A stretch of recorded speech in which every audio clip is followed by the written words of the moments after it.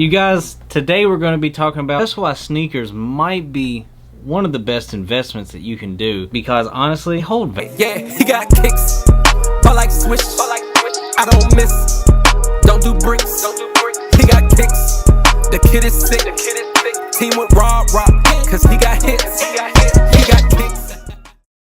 What is up, YouTube? I'm He Got Kicks. Welcome to my channel. If you guys are new to the channel, hit that subscribe button, ring that bell, that we get all the notifications every time I drop one of these bangers for you guys. Hit the like button, hit the share button, do all those great things for me. Follow me on Instagram at therealhegotkickz, and of course the hat page Perfectbrimz. You guys, today's video, man, we are talking about just why sneakers might be one of the better investments you can have, especially whenever you have a whole lot of shoes like I do and like many of you all do. And there are a couple reasons why, and honestly, sneakers to me kind of, when you look at it, like especially like really hype ones, kind of remind me of like stocks.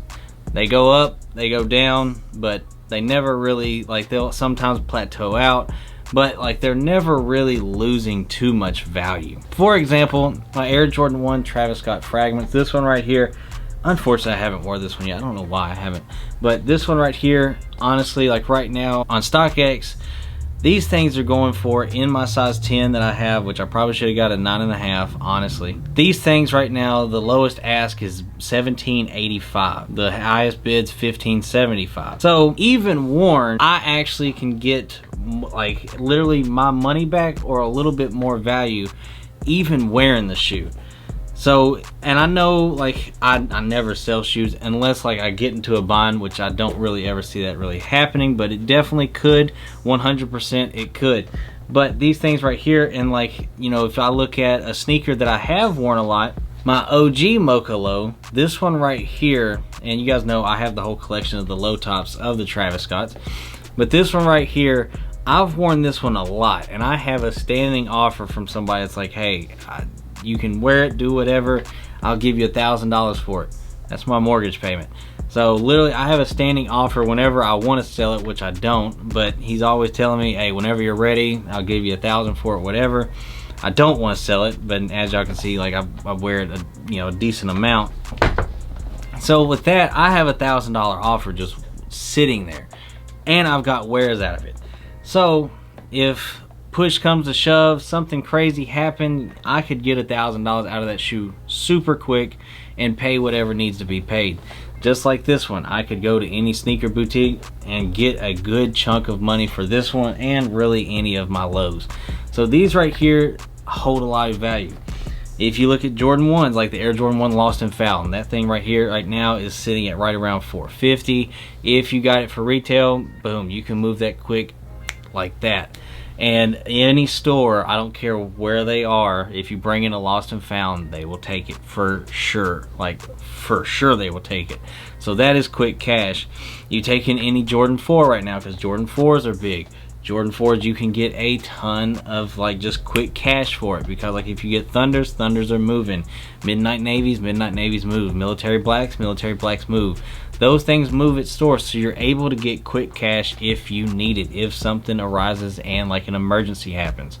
Now, that's the only way I'm ever gonna, you know, sell any of my shoes. You guys know I'll trade stuff that I have double ups of or whatever just to get other stuff, but I will 100%, you know, if need be, if something crazy happens, move a shoe if that's what has to happen.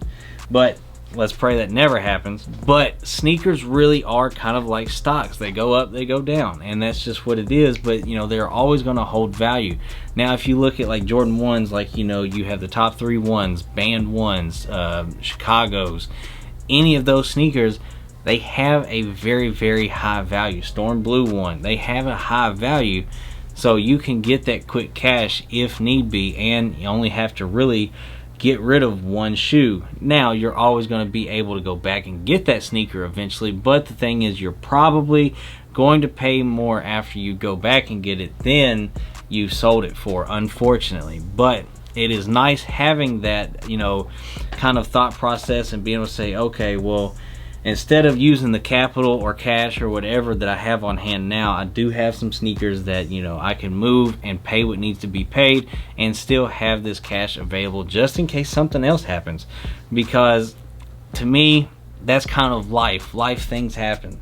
So you have to be able to, you know, maneuver around these situations, the life events. You know, you never know. Like in my instance, like, you know, not to get, I guess, too personal, but whenever my grandmother passed away, I was, you know, the executive of the estate. I was left with the funeral bill. I had to pay for the funeral. Luckily, she had life insurance because she was prepared for that. But some people aren't. And, you know, life does happen. Like, there's car accidents, there's this, there's that. Whatever it may be, you need to be prepared for it. And that's the kind of things that I kind of like to think about and want other people to think about too, especially younger generation kids getting into the sneaker game. Need to kind of have that thought process of, okay, I love my shoes, but if something crazy happens, you know, yeah, I have a lot of money tied up in shoes, but I can get that money back. Like, that's kind of me. I try to get to all my shoes. I need to wear my fragments really bad, but that is kind of how I think. Like, I love every single one of my shoes, but I'll tell you, if something drastic happens, I can get them all back. Like, it's not that big of a deal.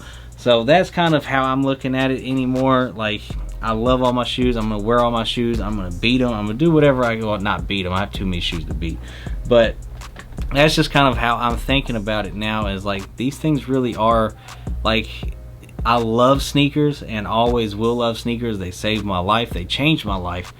But whenever you have a life crisis or a life event happen, and it does happen, you know, we've all had those kind of instances happen, so you need to be able to get that quick cash, and that's what these things can kind of do for you, because a lot of people don't want to use up the cash that they have on hand, because again, life happens, so you don't want to use that up and something else happen and now you don't have the capital. So that's just a few things why I kind of think, you know, sneakers are probably one of your best investments right now.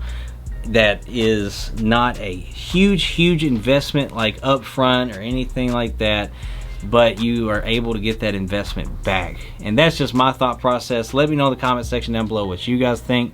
Again, I just kind of wanted to kind of touch on this and have a discussion, what you guys think, what your opinions are. I'm really curious what your opinions are on that, because I know, yes, resellers are, you know, it is what it is. Like, they're here to stay, gonna forever be here to me. You know, I mean, if you're making money legally, I don't really care how you do it, and I really don't care how anybody makes money, period, actually. But it is what it is, you know.